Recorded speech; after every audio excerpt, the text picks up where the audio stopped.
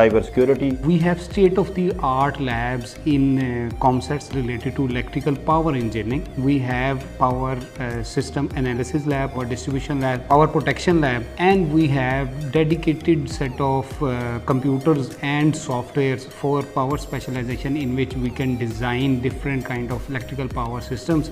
We have specialized microgrid lab, in which we have solar, wind, batteries, solar inverters, in which student can learn related to the modern technologies of electrical engineering.